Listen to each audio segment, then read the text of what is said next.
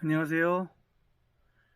지난 시간에 조선시대의 사법행정기관이라고 할 수 있는 그 기구들에 대해서 한번 살펴보았는데요. 주로 이제 또 포도청이라든가 의금부, 뭐 조직이라든가 그런 쪽을 좀 알아보았습니다. 이번 시간에는 어, 포도청을 돕는 사람들이라는 부제로 딴꾼과 미끼에 대해서 알아보도록 하겠습니다. 딴꾼, 미끼 하면 여러분들 좀 낯설어 하실 수도 있을 거고요. 실제로 자료에도 많이 나타나지 않습니다. 그런데 사실은 조선시대 때 이 수사 관행이라든가 실태 그런 것들을 우리가 알아보기 위해서는 또 굉장히 좀 중요한 역할을 했던, 어떻게 보면 알려지지 않았던 이면의 어떤 존재들이다. 그런 측면에서 한번 좀 살펴보겠습니다. 딴꾸는 국어사전에도 나와요. 나오기는 어떻게 나오냐면 포도청에서 포교들의 심부름을 하면서 도둑 잡는 일을 거들던 사람들을 낮잡아 이르는 말이다. 그런 식으로 표현이 되고 있고요.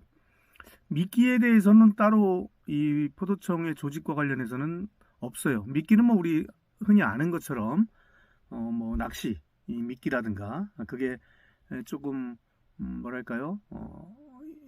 의미가 이제 확장이 돼서 뭐 사람이나 동물을 깨어나기 위한 수단이다. 이제 그런 정도 의미로는 쓰죠, 우리가 일상적으로. 뭐의 미끼가 되었다라든가 미끼로 이용했다든가, 그것이 또 포도청에서 좀 차용된 그러한 것이 이제 미끼입니다. 그래서 이 두 존재에 대해서 한번 좀 살펴보도록 하겠습니다. 그러니까 실제 의미는 딴꾸는 뭐 사전적인 의미와 비슷합니다. 경찰, 지금 오늘에 뭐 해당하는 경찰이겠죠.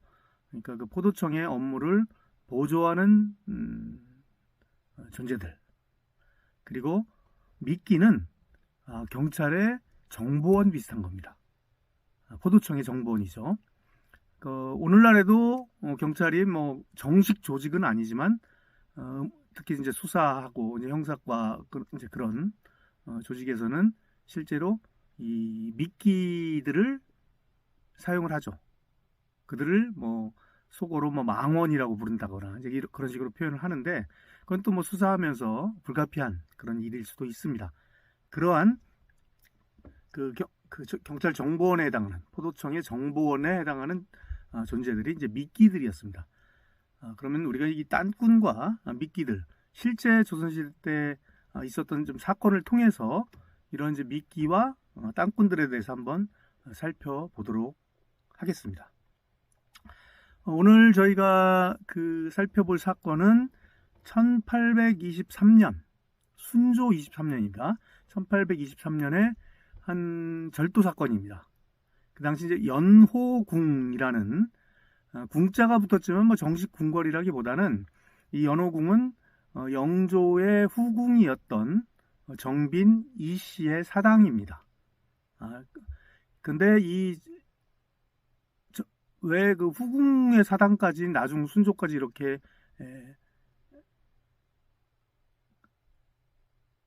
중요하게 그렇게 우리가 이제 여겼느냐 하면, 그 당시 정빈 이씨가 낳은 아들이 효장세자라고 해서 영조의 사실은 첫 번째 아들, 세자로 책봉까지 받았던 그런 인물입니다. 나중에 이제 일찍 요절하면서 그 두 번째 세자가 바로 여러분 잘 아시는 이제 사도세자였죠. 장원세자. 나중에 이제 정조의 아버지가 되죠. 근데 그보다 위에, 사실은 끝까지 오랫동안 생존을 했으면, 요절하지 않았으면 영조의 왕통을 이을 수 있었던 그런 인물입니다. 바로 그 효장세자의 생모, 정빈 이씨의 사당이 이제 연호궁이에요. 그런데 그 연호궁에서 이 순조 23년에 절도 사건이 일어나요. 그런데 그 안에 이제 사당이니까 안에 어떤 제사를 받드는 여러 가지 제기들이 있겠죠. 뭐 촛대도 있고 뭐 향로도 있고, 그것과 함께 또 연호궁 담장에 뭐 기와라든가 그런 이제 여러 가지가 없어지는 사건이 발생을 해요. 절도가 이제 일어나죠. 그래서 이제 수사를 해서 사람을 하나 체포를 합니다. 체포한 사람이 바로 신인득이라는 사람이에요. 이 신인득은 신부는 이제 내시 집안에 비부라고 있어요. 비부라는 뭐 신분이 있는데, 비부는 뭐냐면 비가 이제 계집종, 여자 종이죠. 여자 종의 남편을 비부라고 했어요. 근데 뭐 그것 자체는 신분이긴 해도 직업이 될 수는 없겠죠. 그래서 이 내시 집안의 계집종의 남편인데, 이 사람이 하는 일이 정당직이라고 해서, 이 연호궁의 정당이 이제 본 건물이라는 뜻입니다. 그러니까 본 건물의 직자는 이제 고들직자를 쓰는데, 직이라고 우리말로 직이라고 쓰죠. 그러니까 거기 수직한다, 지킨다. 그러니까 감독하고 뭐 관리하고 경비하고 그런 역할을 맡았던 사람이 이제 그 연호궁의 정당, 그러니까 본 건물의 뭐 건물 관리인이라고 할 수가 있겠죠. 그러니까 이제 이 신인들입니다. 그 당시 이제 50세였는데요. 이제 이 사람이 체포가 되고, 그 물건을 또 어디다 내다 팔았을 거 아닙니까? 그래서 그 내다 판 물건, 오늘날 뭐 우리가 장물압이라고 하죠. 장물압이로서 김흥손이라는 45세에 파철상이라고 나와요. 파철이라는 것은 이제 깨질파의 쇠철자인데, 오늘날로 치면 고철이죠. 고철. 그러니까 고철상, 고물상, 그렇게 우리가 이해하면 되겠습니다. 김흥손이라는 두 사람이 이제 체포가 돼요. 그래서 어쨌든 이들이 절도한 것으로 포도청에서 조사를 해서 형조로 넘기는데, 문제는 이제 여기서 발생합니다. 신인득이 형조에 가서 조사를 하는 과정에서 이 포도청에서 했던 진술을 번복을 하는 거예요. 포도청에서는 자기가 훔쳐서 파철상인 김흥손에게 팔았다라고 진술을 했는데, 형조조사에서는 이걸 완전히 뒤집습니다. 그러면서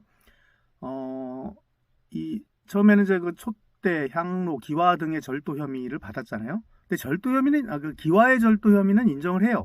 왜냐하면 그 당시 기와는 그 실제로 담장에 얹혀져 있던 기와가 아니라, 담장 공사하다 보면 우리 뭐 지금도 건설 현장에서 벽돌 같은 것들이 남는 게 있겠죠. 물론 뭐 지금이야 그런 것들 남는 것들을 개인적으로 처분하는 것은 그것도 이제 범죄가 되겠지만, 당시에는 이제 건물을 수리하거나 하고 나서 그 남는 뭐 기와라든가 그런 것들은 그 담당자들이 어느 정도 처분을 해서 용돈 뭐 머리 하듯이 그렇게 쓰는 것이 약간 좀 관행이었던 것 같습니다.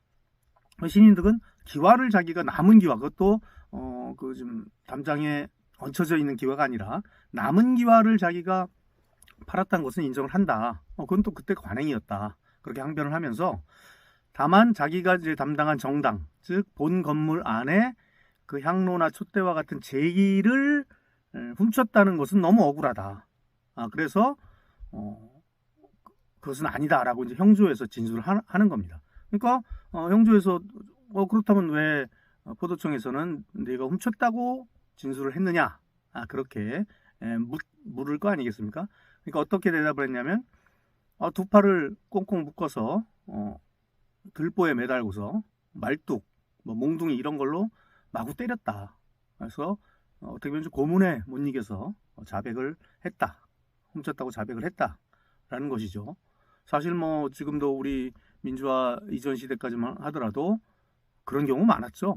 뭐 경찰 과정에서 수사를 받다가 고문을 못 이겨서 경찰 과정에서 시인했다가 검찰에 가서 부인을 한다든가, 거꾸로 검찰, 경찰까지 다 시인을 했다가 법원에서 또 부인을 한다거나 그런 경우가 있었죠. 아무튼 이제 그렇게 이제 형조에서 진술합니다. 그러면서 그 경위를 자세히 이야기를 하는데, 자기가 포도청에서 진술받았던 경위를 자세히 이야기하는데, 그 과정에서 딴꾼이라는 존재가 드러나게 됩니다. 여기에 이제 한 딴꾼이 처음에 들어와요. 근데 이제 나중에 딴꾼이 여럿이 등장을 합니다. 역할이 각각 달랐는데요. 그래서 제1딴꾼이라고 일단 칭하겠습니다. 그러니까 이제 그 조사 과정에서 잠깐 이제 신문하던 포졸이나 포교가 나간 뒤에 딴꾼 하나가 들어오더니, 너 여기서 지금 이러다가 매 맞으면 그냥 죽는다. 그러니까 자백을 하라. 그렇게 그 딴꾼이 회유를 해요. 그러니까 나는 그래 그럼 그래서 매를 못 이겨서 이제 자백했다라고 합니다. 근데 자백은 했는데 그러면 네가 그 물건 어디다 처분했을 거 아니냐. 장물합의를 대라. 근데 사실은 신인들 입장에서는 실제로 훔치지 않았으니까 장물합의가 있을 턱이 없잖아요. 그러니까 나는 장물합의 이름은 잘 모르겠다. 그러니까 그 딴꾼이 야, 그 전빵이 수두룩한데 지금 뭐 전빵이라고 했지 옛날에는 그 가게들을 수두룩한 전빵 중에 하나를 대라. 그러니까 그러면 알았다. 그러면 내가 발의 전에 팔았다고 대답을 하겠다라고 합니다. 이게 발의 전에서 이제 발의라는 것은 노쇠를 얘기합니다. 한자로 이제 발리라고 쓰는데 이제 우리 이제 이두식으로 발의라고 읽습니다. 녹그릇 같은 걸 파는 가게예요. 그 향로나 촛대 같은 경우는 노수로 돼 있잖아요. 그러니까 이제 녹그릇 가는 그 녹그릇 같은 것을 파는 가게에 팔았다고 하면 진술이 되겠지라고 이제 생각을 했던 겁니다. 이제 그래서 이제 그 딴꾼이 나가요. 근데 아마 밖에서 자기들끼리 회의를 했던 것 같아요. 근데 이제 이 딴꾼들도 각각 그 서로 좀 내역이 다르니까 이렇게 이제 이야기를 합니다.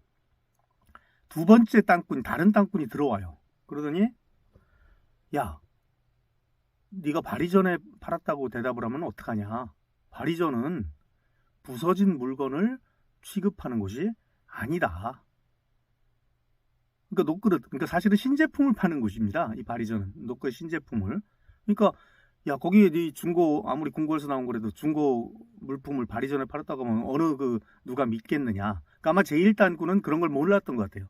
아마 그런 사정을 잘 아는 이제 두 번째 딴꾼이 와서 그러니까 파철상 아까 얘기 나왔었죠. 지금으로 좀 고물상이죠. 고철 장수. 파철상이라고 대답해라. 그러니까 이제 신인득이가 난 파철상은 이름도 모르고 얼굴도 모른다. 아는 사람이 없다. 근데 이제 제2딴꾼도 파철상까지는 생각을 했는데 자기도 뭐 아는 사람이 없는 거예요. 그건 나갑니다. 그 제3의 또 딴꾼이 등장을 해요. 그 사람은 이제 이쪽 사정을 좀 아는 사람이었나 보죠. 야, 남문 밖에. 남문이면 이제 남대문 얘기합니다. 남문 밖에 김가가 아까 이제 나중에 나온 이제 김흥손 얘기예요. 김가가 이런 물건을 취급한다더라. 아마 이제 이 김흥손이라는 친구가 그전에도 약간 그 작물 같은 것들을 좀 취급을 했던 모양이에요. 그러니까 그러냐 하고서 이 신인득이가 그 세 번째 딴꾼한테 그러면 내가 그 김흥손이를 지목하면 되겠냐 묻습니다. 그러니까 딴꾼이 내가 그걸 어떻게 알겠는가 하고서 말을 피하고 나갑니다. 이게 뭘 의미하겠습니까?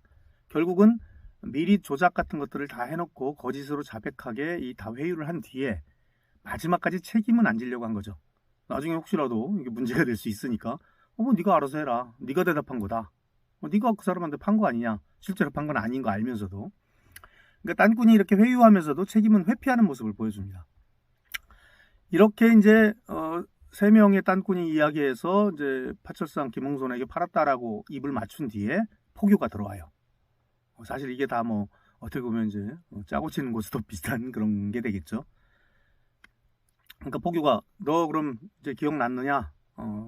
작물은 어떻게 했느냐라고 물으니 이제 딴꾼이 지시했던 대로 남문 밖에 사는 파철상 김가, 즉 김흥손에게 20냥에 팔았다고 이제 대답을 해요. 그제서야 그동안 이제 몸을 꽁꽁 묶어놨다 그랬죠. 결박을 해놓고 이제 들보에다 매달아놓은 그런 상태였는데 그걸 풀어주고 방 안에 그냥 가둔 상태가 됩니다. 그러니까 원하는 대답이 나오니까 어떻게 보면 좀 대우를 좀 좋게 한 우대한 그런 게 되겠죠. 그런데 밖에서 아마 포교와 땅꾼들 사이 회의를 했던 모양입니다. 뭔가 악의가 안 맞는 게 있었던 거죠. 그때 없어진 그 제기들 그것들의 이제 무게를 전부 계산하면 한 10근 정도 됐던 것 같아요. 무게가 그 당시 이제 도량령으로. 근데 자기들이 아무리 계산을 해도 아무리 뭐 막중한 궁궐에 있었던 그 제기라고 하더라도 10근에 20냥을 받은 건 너무 심하다. 사실은 이게 실제로 신인득이가 팔았다면 그 액수 그런 게 맞아 떨어졌겠죠. 근데 없었던 일을 가지고 계속 이렇게 거짓으로 하다 보니까 뭐가 악의가 계속 안 맞는 겁니다. 그래서 10근에 고철 20냥은 너무 많다. 자기들끼리 계산하더니 대여섯 냥, 5냥에서 6냥 정도가 적당하겠다. 그렇게 이야기를 합니다. 그래서 그러면 여선양으로 할까? 그래서 이제 신인들이 이게 이제 네 번째 딴꾼이 와서 이제 회유한 내용이에요. 야, 10근에 20냥은 너무 많다. 대여선양으로 해라. 그러니까 신인들이 이제 뭐 매에 너무 지치고 했으니까 그러면 여선양으로 할까? 그러니까 그럼 내가 어떻게 알겠느냐? 아까 그 세 번째 딴꾼과 똑같은 반응을 보입니다. 그러니까 말은 다 맞춰놓은 뒤에 정작 대답은 책임은 이제 신인들 본인에게 미루는 거죠. 네가 한 거 아니야. 네가 알아서 해. 그러니까 지금까지 보면 땅꾼이 넷이 등장하죠. 그러니까 각각 뭐 신의 어떤 사정들 그런 것들을 잘 아는 사람들이 와서 거짓 진술하게 하고 나중에 뭔가 말이 안 맞으면 다시 와서 회유하고 그런 것을 알 수가 있습니다. 그리고 끝까지 진술은 신인득이 하는 것으로 그렇게 이제 되죠. 그러고 나서 또 포교가 등장합니다. 사실 그 어떻게 되겠어요? 포교는 밖에서 다 이거를 뭐 최종적으로 사주를 한 거겠죠. 그러니까 이제 포교한테 표고가 와서 너 얼마 받았냐? 그러니까 처음에 20냥이라고 아까 대답했었잖아요. 6냥입니다. 그렇게 이제 다시 수정해서 합니다. 그러니까 이제 포교가 다짐을 받아요. 너 이거 나중에 포도대장이 신문할 때도 똑같이 그 사람 앞에서도 그렇게 진술해야 된다. 너 말 어긋나면 안 된다. 그렇게 얘기. 만약에 너 대장 앞에서 딴소리하면 포도청에서 죽을 줄 알아라. 이렇게 이제 협박을 하게 되는 것이죠. 그리고 이제 그 나중에 이제 장무랍이라고 이야기를 했던 김흥손이를 데리고 와요. 그래서 대질질문을 합니다. 이놈이 파철상 김가다, 김흥손이다. 이놈한테 팔았느냐? 근데 신인들 입장에서는 이미 거짓 진술을 했잖아요. 자기가 볼 때도 참 이 사람이 얼마나 억울하겠어요. 김흥손이가. 그 사람이 억울한 건 알지만 일단 내가 살아야겠다 싶으니까 형벌이 겁나 그렇게 진술합니다. 형조에서. 형벌이 겁나서 이 사람한테 팔았다 그럽니다. 그러니까 김흥손 입장에서는 얼마나 억울합니까? 자기는 이 신인덕이 얼굴도 모르는데 이 사람이 와서 자기한테 작물을 팔았다고 하니. 그런데 아까 말씀드렸던 것처럼 이 김흥손은 아마도 그 자세히는 나오진 않지만 자료에는 이런 이제 작물 같은 것들 취급을 몇 번 했었고 포도청에도 몇 번 끌려왔던 사람 같아요. 그러니까 운명이라고 생각을 하고 처음에는 부인하다가 막 협박하니까 어차피 부인해봤자 자기 이제 매만 더 맞지. 나중에 이제 결국은 고문에 못 이겨서 대답을 할 거다라고 생각을 하고 그래서 그냥 시인을 합니다. 시인을 하고 인정을 합니다. 그러니까 다시 포교가 아까 그 신인덕이 처음 진술했을 때처럼 두 사람한테 다 다짐을 받아요. 너희들 대장 앞에서 딴소리 하지 말아라. 그렇게 이제 했다라는 게 이제 형조에서 신인덕이 그 부인한 자기들이 그 처음에 포도청의 진술을 부인해서 진술한 내용입니다. 그러니까 이제 그 형조에서는 그럼 말을 한번 더 확인해 봐야 될 거 아닙니까? 그래서 김흥손을 다시 불러요. 김흥손을 불러서 형조에서 너 엄마 어떻게 했냐? 너 저 작물 어떻게 쌌어? 그러니까 뭐라고 작물을 포도청에서 했던 것과 똑같이 김흥손은 대답을 해요. 왜?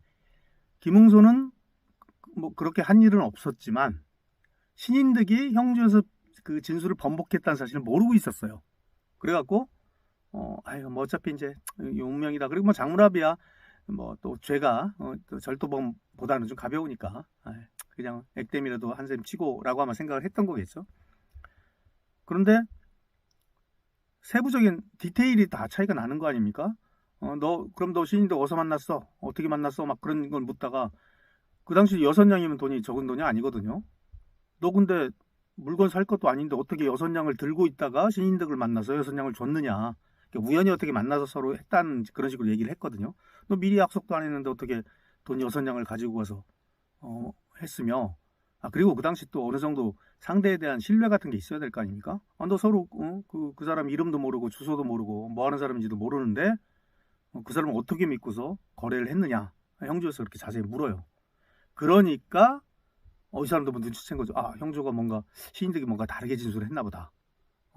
그러면 나도 솔직히 얘기를 해야겠다 라고 해서 사실은 저도 작물 산 적이 없어요. 억울합니다. 포도청에서 불러주는 대로 진술했습니다. 강요하고 위협해서 어쩔 수 없이 진술을 했습니다. 그러면서 하는 말이 아주 그 당시 상황을 잘 보여준 그런 표현을 하는데, 포도청은 무쇠도 녹여버리는 곳인데 제가 어찌 항거하겠습니까? 그 포도청에서 시키는 대로 했다. 그런 말이죠. 그러니까 이제 형조에서는 이 두 사람이 다 부인을 했으니, 근데 이 두 사람이 시인한 것처럼 포도청에서 조사해서 올리지 않았습니까? 그러니까 이제 그 포도청 조사한 사람들을 이제 다시 조사를 하는, 그러니까 조사자가 피조사자가 된 셈이죠. 포도청 포교를 부릅니다. 그 당시 이제 60살의 포교 조덕행이라는 사람하고 56세 포교 홍순양이라는 사람. 네, 하나는 이제 좌포도청 소속이고 하나는 우포도청 소속이에요. 그러니까 아마 합동 뭐 수사본부 그렇게 아마 됐던 것 같아요. 그래서 니네는 어떻게 해요? 포교라는 놈들이 경솔하게 진짜 증거, 명확한 증거도 없이 거짓 자백을 받아낼 수 있느냐? 그러니까 이제 이렇게 저렇게 변명을 합니다. 직접 증거는 없었는데 걔들이 기와를 팔았다는 사실, 신인득이가 기와 팔았다는 사실을 자기가 알아냈다. 그러면 기와 판 놈이 이놈이니까 제기도 아마 그들이 팔지 않았겠느냐, 훔치지 않았겠느냐라고 자기는 생각을 했다는 거예요. 그래서 신인득을 자기들은 붙잡았다. 기와 판 일을 아니까. 그래서 제기 녹그릇 팔았다는 것을 물어보니까 자기가 시인을 했다. 자기 중간에서 구타하고 회유하고 한 얘기는 쏙 빼고 물어보니 시인을 했다. 그리고 그 사람이 작물아비를 대길래 김홍선이를 붙잡아다가 작물 이야기를 하니까 그것도 시인을 했다. 그러니까 형조에서 우린 와서 이렇게 얘기했는데 그게 말이 되느냐? 라니까 포교가 그때서야 형조에서 그렇게 진술을 했다면 저희가 잘못 붙잡았는 모양인데요? 라고 이야기를 합니다. 참 무서운 일이죠. 그러니까 결국 자기들이 조작하거나 구타하거나 그런 모진 형벌 가고 그런 것 쏙 빼고 마지막에 이제 거짓 자백한 그 내용만 얘기하다가 형조에서 이렇게 부인했다는 얘기하니까, 그리고 증거 없다는 얘기하니까 증거 없으면 자기들이 잘못 잡았나 보지요. 이제 그럽니다. 그러니까 형조가 그 조사 내용을 이제 임금인 순조에게 올려요. 그러니까 순조가 보고서 막 화가 납니다. 그래서 도대체 이게 자백한 거냐, 발뺌한 거냐, 그런 표현이 나와요. 이게 자기들이 잘못해놓고서 이렇게 조작해놓고서 이게 과연 자백한 거냐? 사실은 자기들이 조작했다는 얘기는 쏙 뺐거든요. 그러니까 다시 조사해라. 그렇게 이제 순조가 화를 냅니다. 잠깐 쉬어갈까요?